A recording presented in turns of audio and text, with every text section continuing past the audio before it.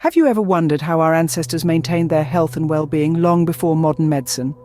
The answer lies in the ancient world, where wellness was a holistic concept, embraced as the interplay of physical, mental, and spiritual health. Rituals played a vital role in this triad of well-being. They served as a bridge between the tangible and the ethereal, the body and the spirit, the mundane and the divine. From the dawn of civilization, humans have been driven by a universal desire for health and longevity. This aspiration led to the creation of rituals that were not only curative, but also preventative, nurturing a harmonious relationship with nature and oneself. These rituals, deeply embedded in the fabric of ancient societies, have transcended the sands of time, continuing to influence our understanding of wellness today. So let's embark on a journey together, back to the roots of human civilization. Dive with us into the ancient world to explore rituals of well-being, starting from the oldest known practices. Picture this: a time when humans were at the mercy of nature, a time known as the Paleolithic era. This period, also referred to as the Old Stone Age, was a time of survival, of adaptation, but also, quite intriguingly, the birthplace of some of the earliest known wellness rituals. In the face of harsh conditions, our ancestors, the Paleolithic people, developed a profound understanding of their surroundings. This deep knowledge of the natural world allowed them to identify a variety of medicinal plants. They used these plants to treat a multitude of ailments, from wounds to illnesses, signaling the dawn of herbal medicine. Beyond the physical, the Paleolithic people believed in the power of the spiritual world. They developed shamanic healing rituals, where a shaman or spiritual healer would enter a trance-like state to communicate with the spirit world. These shamans would then use their connections with these spiritual forces to diagnose and heal illnesses, a practice that underscored the importance of mental and spiritual well-being. What's more, these early humans also recognized the power of community in promoting wellness. They engaged in group rituals, often involving dance and music, to strengthen social bonds, alleviate stress, and create a sense of belonging. These practices highlight the holistic view of health that our ancestors held, a view that encompassed the physical, the mental, and the social. Our ancestors, despite living in what we might consider harsh and primitive conditions, developed complex systems of healing and wellness. They harnessed the power of the natural world, recognized the importance of the spiritual realm, and understood the value of community. They proved that wellness is not solely about the absence of disease, but rather a harmonious balance of physical, mental, and social well-being. Despite their primitive tools, our ancestors developed sophisticated ways of promoting wellness.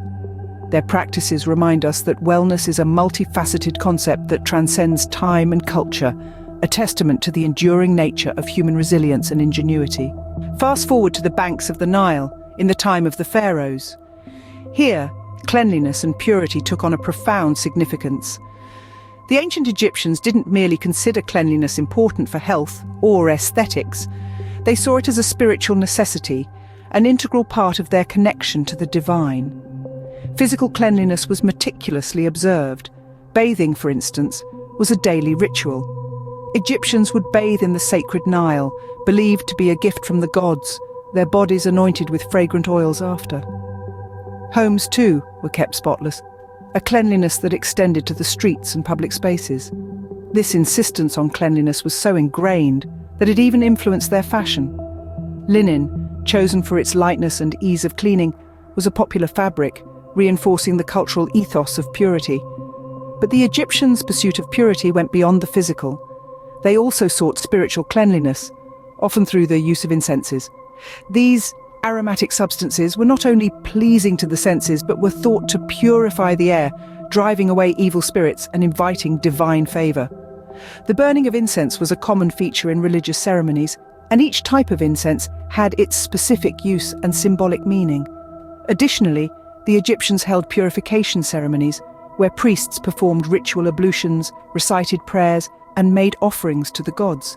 These rituals were believed to cleanse the participants of spiritual impurities, thus bringing them closer to the divine. Significantly, these practices were not limited to the elite or the religious class. Regular Egyptians too took part in these rituals of cleanliness and purity, underlining the pervasiveness of this cultural ethos. In this way, the ancient Egyptians intertwined the physical and the spiritual, creating a holistic approach to purity and cleanliness.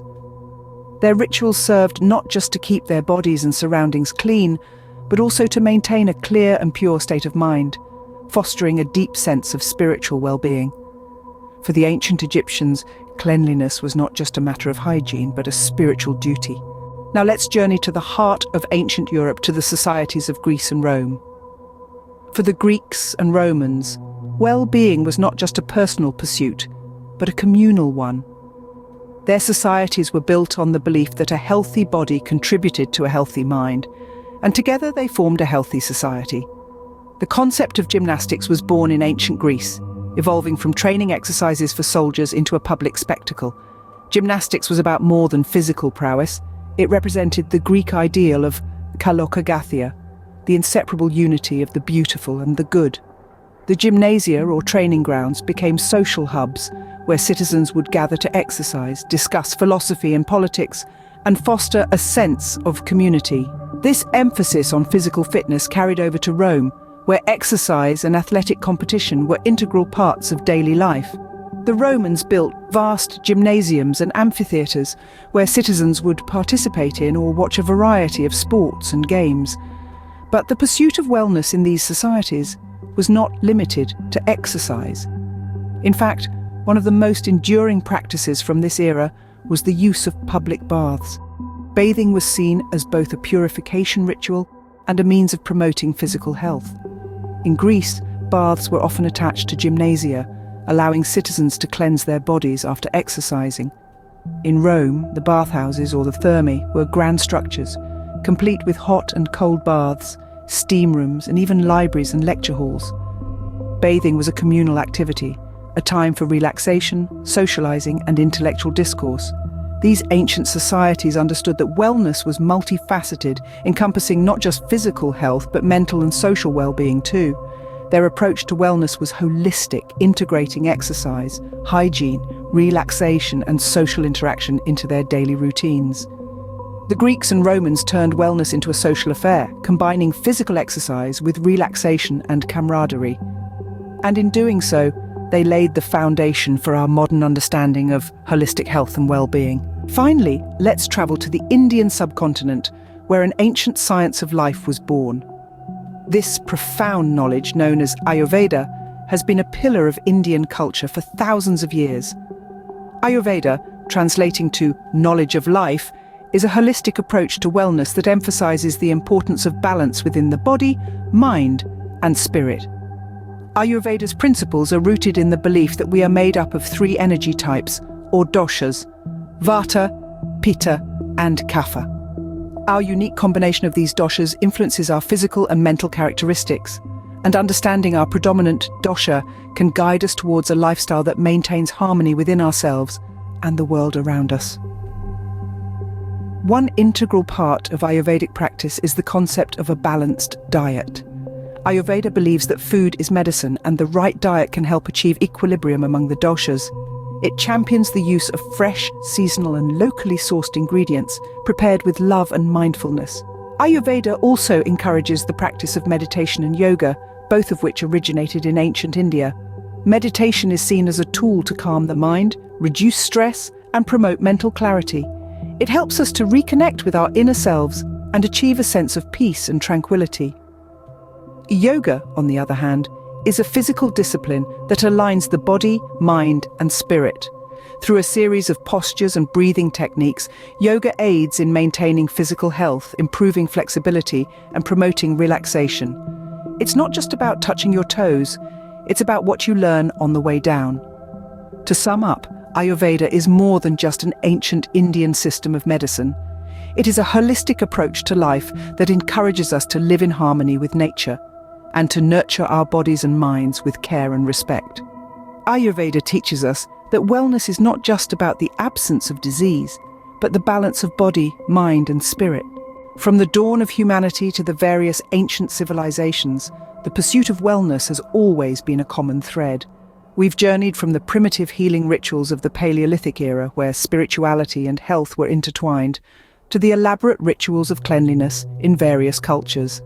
a testament to the understanding of hygiene's role in well-being. We've seen the birth of gymnastics and baths in ancient Greece, early manifestations of physical fitness and relaxation for a holistic approach to health. We've also explored the ancient Indian rituals for balance, highlighting the power of mindfulness and equilibrium in maintaining wellness. These practices, steeped in tradition, all echo one universal truth: the human desire for health and well-being is timeless and ubiquitous. Our ancestors, with their resourcefulness and wisdom, laid the foundation for many of our modern wellness practices. As we continue our journey towards wellness, we can learn much from our ancestors who, despite their limited resources, found ways to thrive and flourish.